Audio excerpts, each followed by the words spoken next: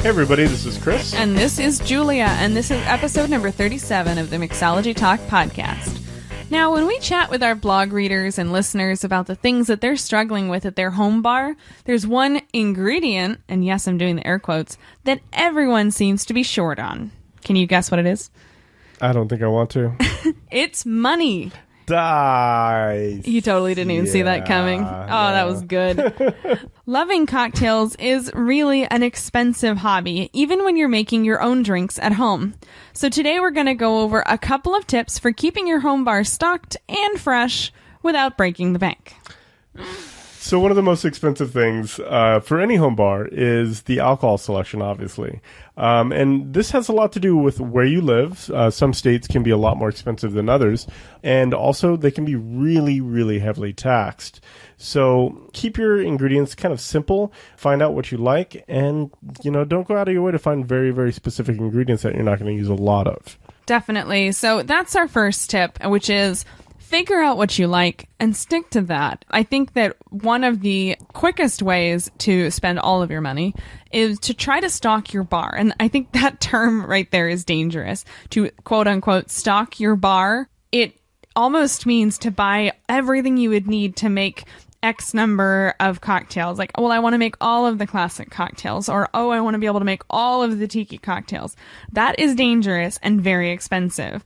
Figure out what you like, buy those ingredients, and don't buy things just in case someone shows up, because that's how you end up with a weird mummified bottle of banana liqueur that I have had to move 3 times. And it's true. Like, if you're not a gin drinker, don't buy gin. I mean, you're never going to drink it. It's just going to stay on your liquor cabinet. So it's true. It takes up space. Yeah. And, know how to use the products that you're going to buy. So exactly. Have the recipes already in place and buy for specific cocktails. And chances are, if there's something you like, you're going to know how to use it. You're going to know how to use it well. And if your friends come over, you can show them the cocktails that you've mastered. You don't have to go and try something you don't know how to do just because they say they like gin.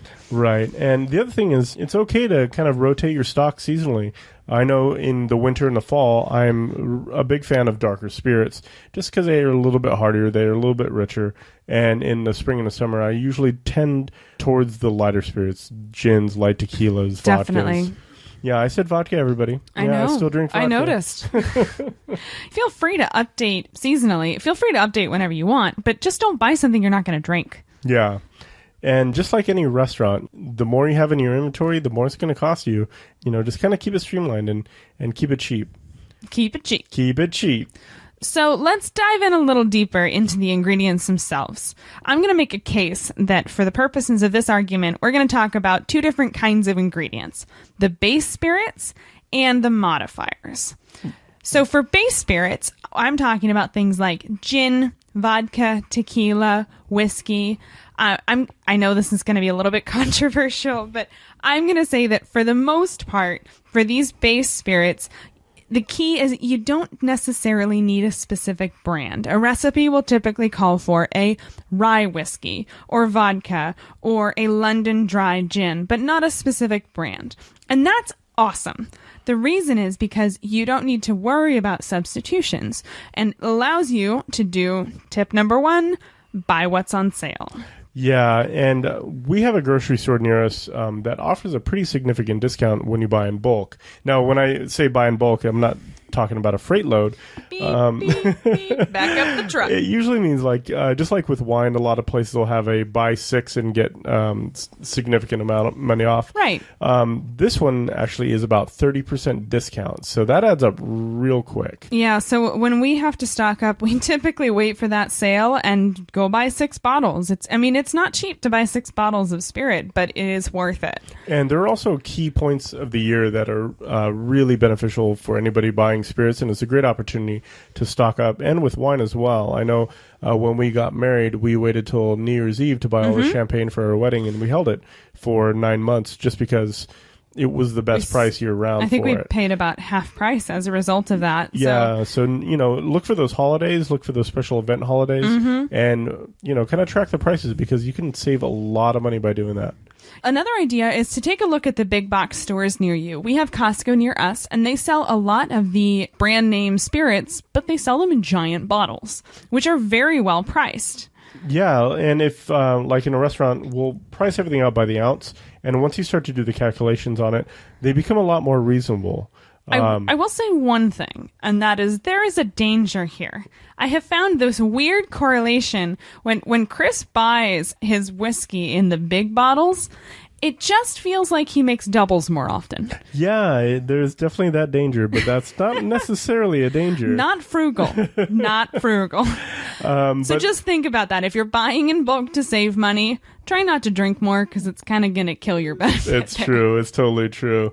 And also, kind of know what you like. If Costco's offering a really good sale on, and they do offer sales quite a bit, actually, to stock up and get the stuff that you really enjoy. Exactly. Now, this is one of my favorite tips, and this one is to look around nearby and find yourself a local liquor store where the people actually know what they're talking about. This is huge because you get the benefit of their expertise. Instead of having to just buy a bottle to see what it tastes like and then find out it's gross, you can ask for their opinion and figure out what you're going to like before you actually open it. Yeah, there's a great liquor store in San Francisco, and I think they're expanding all over the Bay Area, and it's called Cask. It's kind of like Disneyland for pretty much every bartender in the city. It's true. If Chris ever gets lost in San Francisco, I always find him there. It's weird. Yeah, but they offer a lot of hard-to-find spirits and a lot of hard-to-find brands out there, and the staff is extremely knowledgeable, and typically they'll stock them, and it'll be a pretty good cost. As far as the product goes. Not too expensive. Not too expensive, yeah. And you get a really, really great product out of the deal. And another great thing about these sort of smaller types of liquor stores is often they'll actually set up tastings. I know quite a few of them near us will set up tastings with local distilleries and brands, and it'll give you the opportunity to taste the product before you buy it, and even in some cases, learn about the product, talk to the distiller, and frankly, they're kind of fun. I like these tasting events a lot. Yeah, so this brings up the next point, and that is the next category of modifiers. These are liqueurs, aperitifs, vermouths, stuff you only use like half an ounce of, quarter of an ounce of, not a lot. To be honest with you, it's where a lot of the flavor comes from, but you don't have to go crazy and buy every single liqueur under the planet because this stuff gets really expensive very, very fast. Yeah, and I think the challenge here is that quite often recipes will list ingredients by brand. So they will say Fernet Branca, or they will call for Saint Germain, like you mentioned. Yeah. And this is really tough because when a recipe calls for something and you're either not terribly familiar with it or you don't know exactly what it tastes like, you may not know how to substitute it for what you already have. And so it's really risky. I think that you may end up feeling like you need to buy everything under the sun. And goodness knows, you buy a lot of liqueurs, you are going to be broke. Yeah, they tend to add up really quick. So a really great way around this is either by experience, if you know a bartender, you can ask them, but also Google. If you have a recipe you don't have that one product that you need, you can just type in substitute for blah, and it'll give you a couple different results. Yeah, sometimes you can find them. The results aren't always perfect, but you can definitely give it a try. And I did want to mention one more thing. This is a little bit of a self-promotion for us, but I couldn't help but mention this here, and that is that Chris and I put together a couple of video courses that are intended to teach people the art of cocktail design. And a big piece of this is understanding ingredients and flavor and how to substitute them. So if you have any interest in this sort of thing, you may be interested in the classes. You can find them over at mixologytalk.com/classes. Yeah, absolutely. And I highly recommend the course, if I do say so selfishly. I know the instructor. He knows what he's talking about. So yeah, and also one thing to be careful about is things that actually oxidize and break down, and they don't hold very well. So we're talking primarily about vermouth, things that have low alcohol, and vermouth is a wine base, and it's just like wine, it will tend to break down once it's open. Now, you had a couple of tips as far as vermouth goes, right? Yeah, I did a little bit of research before we hopped on the mic today, and there's a couple really great articles out there. My favorite was actually by the good folks over at Serious Eats. I will include a link to this in the show notes over at mixologytalk.com/37. And the long and short of it is that they did a giant experiment of taste testing vermouth that had been kept in the fridge, kept on the counter for varying lengths of time. They even put some inert gas in the bottle to see if that would help with the aging process. And the moral of the story seems to be keep your vermouth in the fridge and try to drink it within 3 months. Yeah, that's... A couple people in the comments were saying that it was okay after 6 months. Somebody said they started to see things like flakes after a year. Vermouth flakes. Don't recommend that. That's probably not a good idea. So chewy. Oh, goodness. But if you need to buy a smaller bottle, consider that, because a lot of the great vermouths out there do come in smaller bottles. Yes, the per ounce cost is more costly, but if you're not throwing a bunch of liquid away, you're still better off. And I will say I'm a big fan of fresh vermouth. I mean, that on the rocks with an orange twist is absolutely fantastic. That's true. So if you're approaching your 3-month mark, you could just have a vermouth drink, right? Yeah, that with some soda water, it's absolutely fantastic. Kill that Typically, bottle. Sweet vermouth or sweeter styles of white vermouth would definitely be a fantastic idea. Yeah, so try to keep those bottles within the 3-month range. So the next category is actually about fresh ingredients, because base spirits are great, and if you're doing classic cocktails, you can get away with mostly spirit-driven cocktails. But with a lot of modern cocktails, you're going to use a lot of citrus to kind of balance out some of the sweetness. So fresh ingredients are going to be... They can add up over time as well and end up costing you a lot of money. Absolutely. And I think the risk with citrus, of course, is the emphasis on fresh. One thing that we've definitely struggled with is both keeping fresh citrus around, the fact that it's very, very seasonal. 1 month of the year, limes will be, $20 for $1? Yeah. And then it seems like 2 months later, it'll be one for $20. Lime apocalypse. It's true. And so it's definitely something to keep in mind. But so a couple tips for citrus specifically. First of all, and you're going to laugh because this is a total grandma solution, but I love it. I have a special, I don't know what to call it, a Tupperware container in the shape of a lemon that we keep in our fridge. And anytime we've had to open up a piece of citrus, either using the zest or actually cutting it open and using only half of it, for example, even for cooking, throw whatever's left into this little citrus saver, and it does a pretty good job. I was surprised. I really wanted to hate this thing because it looks so ridiculous. But it actually works. It keeps the moisture in and keeps it from drying out and kind of breaking down. It's like $8 on Amazon. The thing is great. It looks really goofy in your fridge, but if you're always ending up with a half a lime, a half a lemon, I really think it's a good option. Yes, it's not going to be as good as that super fresh lemon or lime, but it's pretty darn good, and you don't have to throw it away. Yeah, we'll definitely have a link to that in the show notes for sure. Absolutely. And another thing is just to buy what's in season. When I first started developing cocktails and working in restaurants, I personally had no idea what was in season because when I went to the store, I could get watermelon year round.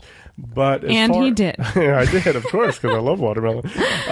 But you really want to capture fruit in the height of their season. You want to be able to use what's local, and the flavor is going to be better. The cost is typically less when there's an abundance of it in the season. And it goes a long way to kind of help the local people and develop a local market. Absolutely. You want to be buying that. You want to buy your limes when they're $20 for $1 and not the other way around. Yeah. And there's many different ways of preserving that flavor year round, whether it be with shrubs or making concentrates or even making syrups and freezing them. That's true. Yeah. And actually, one of the things that we've done in the past is just going ahead and juicing that citrus. For example, if we have bags and bags of limes, go ahead and juice those limes and then freeze them. And you can even freeze them into individual ice cubes, which is kind of fun. Yeah. It's not as good as a fresh lime. I'm not going to pretend it is. I'm not going to tell you it is. But I still say it's better than those little plastic lime-shaped bottles of chemical paint thinner. So bad. Definitely better than those. So another really great thing to do is actually just to make friends with somebody that has a really nice citrus tree on their property, or plant one yourself. I am not going to lie. This is a really good plan. We live in California, so we're a little bit spoiled here. Not everybody probably has this opportunity. But I know a neighbor of ours 2 doors down, they have this lemon tree, and that thing goes like gangbusters year round. Yeah, and the older they get, the longer they produce fruit like year round. So I've actually seen a couple Meyer lemon trees here in California that they have fruit on them all the time. And it's that is the way to amazing. go. Yeah, because you want to see fresh. Just go outside and pick it. Right. So, yeah, plant that lemon tree now, and in 40 years, you can have cocktails whenever It's going to be great. want. It's going to be awesome. In 40 years, call us. Right. And you'll be our friend with the citrus tree. So as for bar tools, this is something that we're just going to go over really, really quickly because I have a stance on this. You may remember my stance from our Bar Tool Hacks podcast it must have been months ago. One of the first ones. Yeah, I'll include a link to this in the show notes. But basically, we put together a podcast where Chris pulled out all of his different bar tools, and I found some sort of equivalent that you'd find in any old kitchen. Yeah, that was a lot of fun. And I was really fun. surprised. Like, I was like, oh, there's no way you're going to... But if you're imaginative and you're creative, you can find something that's going to replicate most of these tools because before we had these tools, people still made cocktails. It's true. Yeah. For the record, a couple of Chris's fancy bar tools were actually stolen from my kitchen. Yeah. Now I'll admit it. I found them during that episode. But another option is if you want an actual set of bar tools, those all-in-one cocktail shaker sets aren't bad. They're a really good deal. They're very inexpensive. I did a little bit of poking around on Amazon and found one good option that I think looks like a pretty good set for a really good price. I think it's like $13 or something. So perfect. If you're into that sort of thing, we'll include a link to that in the show notes as well. So hopefully this episode has been at least a little bit helpful, and I think the real key is just to focus on the ingredients that you like and use them. Just like a restaurant, like I said earlier, inventory is extremely costly. So keeping it to a minimum is the best way to keep the cost down. Absolutely. Don't buy things because you think somebody someday might like to drink it. Buy something because you want to drink it today. Not all of it. Don't drink all of it. That's not frugal. No, just give me a call. I'll help you. Nope, that's not frugal either. Man, we're terrible at this. So check out all the links we mentioned in the show notes over at mixologytalk.com/37. So, by the way, we've been receiving a lot of awesome emails from listeners out there. And I want to give a special shout out to Antonin from France and Matthew Hackett from Oregon. Thank you very much for listening and for the emails. So thanks a lot, guys. And if you're enjoying the podcast, it really would mean a lot to us if you'd head over to iTunes and leave us your honest review. It helps iTunes show our podcast to new people so we get new listeners, and it helps us get better. Plus, it also kind of makes Chris blush. A lot. Which is kind of fun. I like it. I'm not going to lie. It's true. I like it too. So thank you everybody who's left us reviews in the past. It really means a lot to us. We really appreciate it. Yeah, so thanks again, everybody, and we'll catch you next week. Enjoy those limes. Cheers. Cheers.